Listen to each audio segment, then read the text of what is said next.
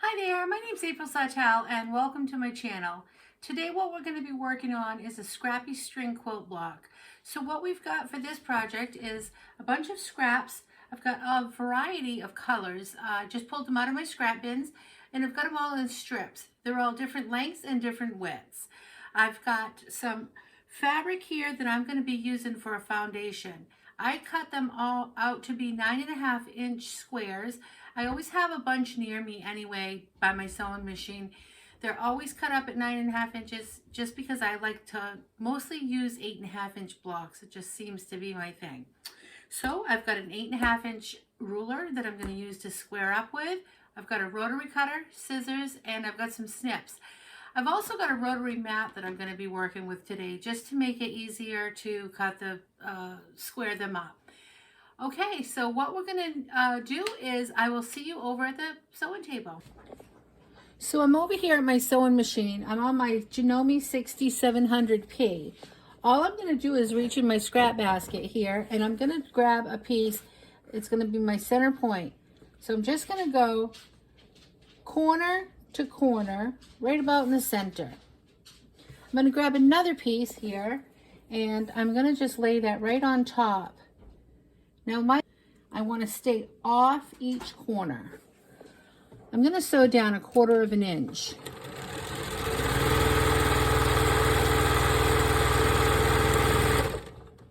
So as long as I stay off that fabric, off the foundation piece, I'm going to cut that right there.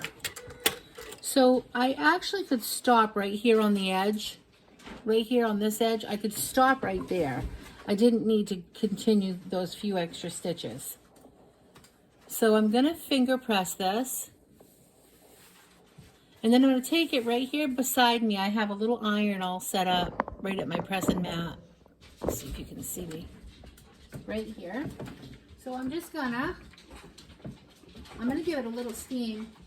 I just like what steam does. It just flattens it out nice for me. So I am using white Orfil thread in my sewing machine. Now, it really doesn't matter. You're piecing it. You're not going to see these stitches at all. So you can use any kind of thread that you like or any color. I like Orfil thread. I use it most of the time, but I do use a lot of older threads too that I'll just, when I'm piecing, as long as I pull on them and they don't break, I'm okay with that. So you're just going to stick your new piece on. You can start right here at the corner because we know my foundation is 9.5 inches and I'm going to be cutting this down to 8.5 inches anyway when I'm done. I'm just going to go right over to that edge, cut that there. Some of these have an awful lot of threads. Let me just snip a few of those off.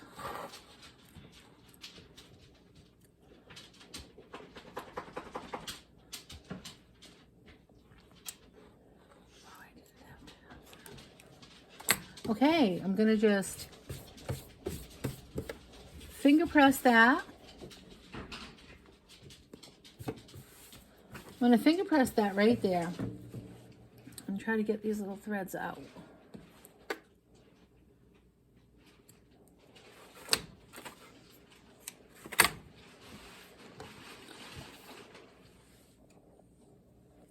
I'm going to continue to add pieces to this side. So we're going to stay to one side. What you're going to be looking for here is when you get to that corner, we've just got to make sure you have a piece that's going to cover the whole thing, but not just a little tiny little piece. So I'll put this one right here. I'm going edge to edge.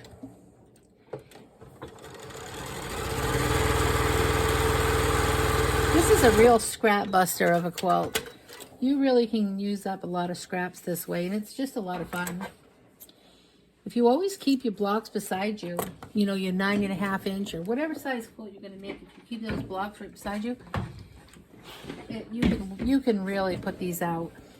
Because at the end of each project, you can just make a couple of blocks.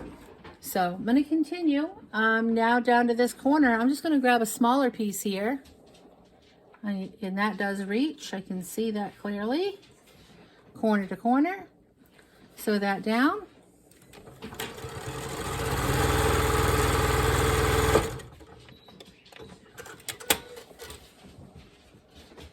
like to give it a finger press before I iron it. I just like pushing it right out of the way.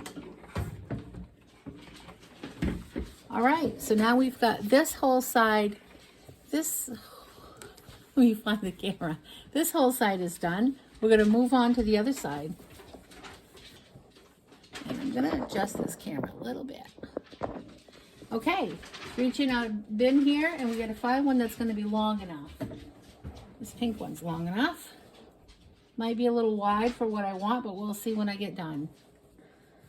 Again, I don't cut these down. I just take them right out of the scrap bin. I mean, there's times that I might want to if I want to make a certain sort of quilt that way, but this is just a scrappy quilt. I don't need to have anything too precise. I'm going to press that. I'm going to give it a press. I'm going to keep that size. And then I just need one more piece here for this corner. So I think I'm going to go with, so this was just a half triangle square. And I am going to just rip it apart, and I'm going to use that orange because I know that's going to cover it when I'm done. That was just in my scrap bin as well from another project.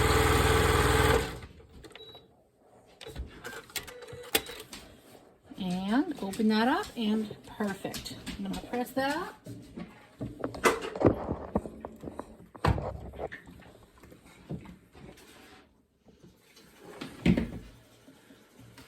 Okay, so now what we've got our square all done. We've got all of these, we've got our square all done. We've got all this excess. So we're going to go over to the cutting table, and we're going to start cutting off all this excess, and we're going to square these up. I'll show you when we get there. We're going to take it from the back, and we're going to layer my 8.5 inch square on top of the back and trim it all around. All right, I'll see you over the cutting table. Okay, so we've got all the blocks done, so all we need to do now is trim them down. So I'm just going to take my 8.5 inch square, I'm going to lay it on top, and I am going to start cutting around wherever I feel like it.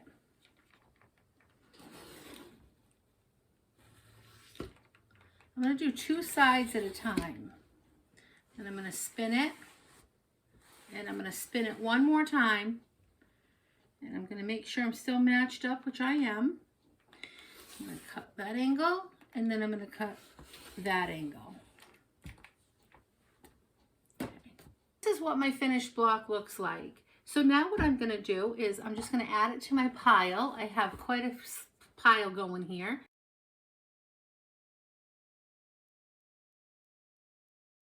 There's so many different ways to put these together. So if you just go up and down like a zigzag, then you can come up with a diamond shape. That's pretty nice. You can have X's. You can have like what's behind me. They're all just going the same direction. Some people even put like one certain colored middle strip. That's pretty fun. That gives you a nice design as well. So you just play with them until you get the pattern that works best for you. So here's what it's going to look like if we just go all the same. You can spin them all, and you just keep playing with them until you come up with the right design. This way. So that's sameness. Then you just give them one little turn, put the points together, you've got back to the diamond. Diamond.